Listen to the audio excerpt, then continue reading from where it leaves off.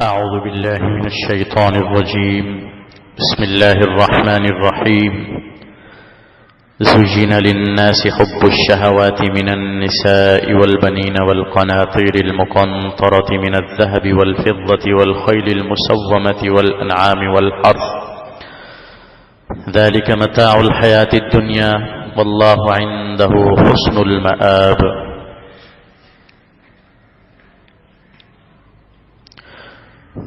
اللہ تعالیٰ نے ارشاد فرمایا، لوگوں کے لیے مزین کر دی گئی ہے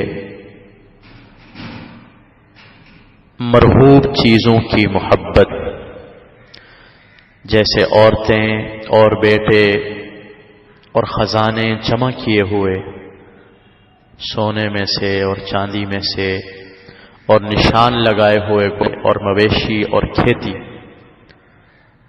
یہ فائدہ اٹھانا ہے دنیا کی زندگی میں، اور اللہ کے پاس اچھا ٹھکانہ ہے.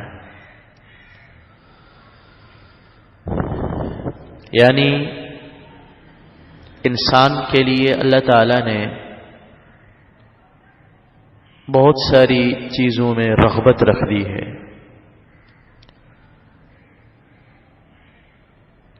شہوات مطلب مرغوبات، جس کی طرف انسان کی رغبت ہو، جس کو انسان چاہے، دل کرے، پسند ہو انسان کو.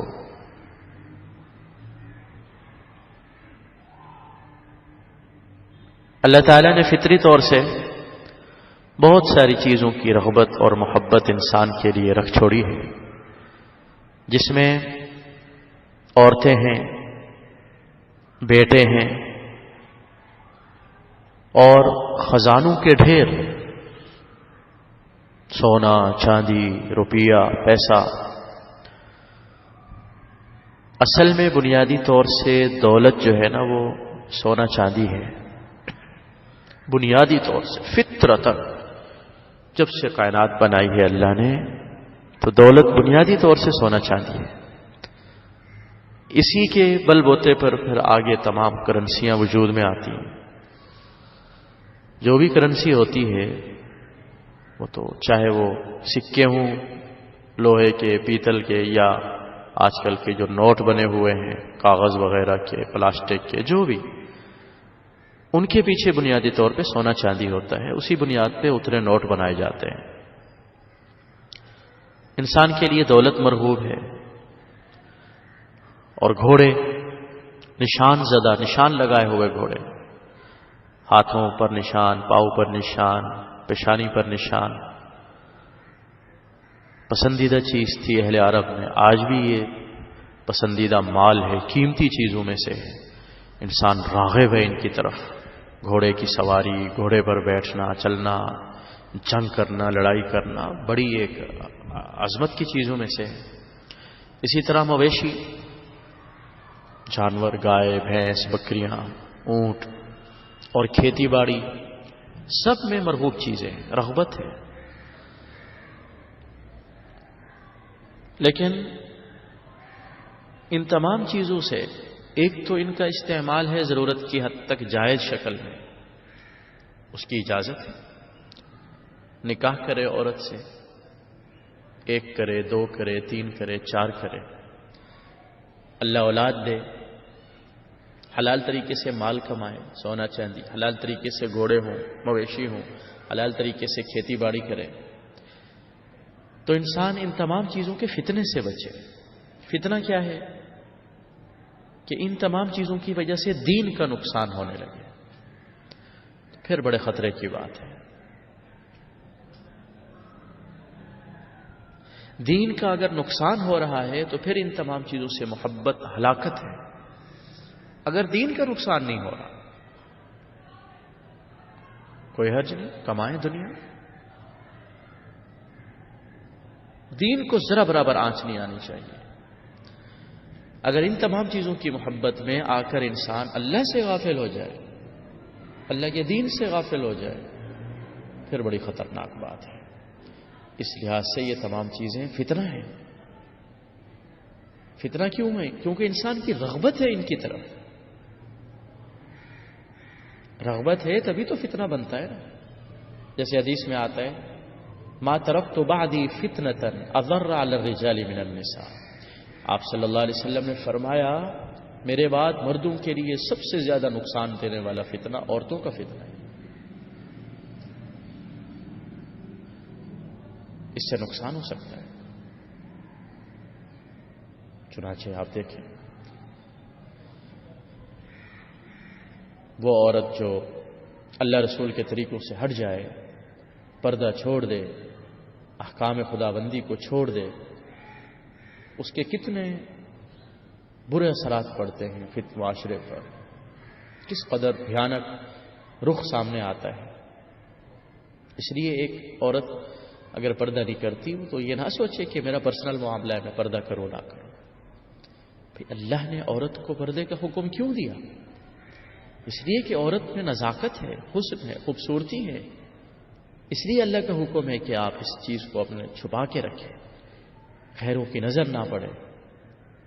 اگر ایک بے پردہ عورت پر کسی کی نظر جاتی ہے، بلا شبہ مردوں کو بھی حکم ہے اپنی نگاہیں نیچی کریں، لیکن اگر نگاہیں اٹھتی ہیں اور بے پردہ عورت موقع فراہم کرتی ہے کہ کوئی اس کو دیکھے یا نگاہ، بھلے اس کا ارادہ نہ ہو، لیکن اللہ نے اس کی فطرت ایسی بنائی ہے کہ ہر کوئی دیکھتا ہے عورت کی طرف، نگاہ پڑتی ہے سوائے نیک لوگوں کے، پرہیزگاروں کے. اس کی وجہ سے طبیعت میں ہیجان پیدا ہوتا ہے، معاشرے میں خطرناک نتائج سامنے آتے ہیں. تو اس کی ذمہ دار عورت بھی ہے، وہ مرد بھی ہیں جو اس عورت کے سرپرست ہو کے پردہ نہیں کرواتے. اولاد بھی انسان کے لیے فتنہ ہے، حدیث میں آتا ہے. اولاد کی وجہ سے انسان بعض دفعہ غلط کاموں میں لگ جاتا ہے، حرام کمانے لگ جاتا ہے، جہاد میں نہیں جاتا، بزدل بن جاتا ہے.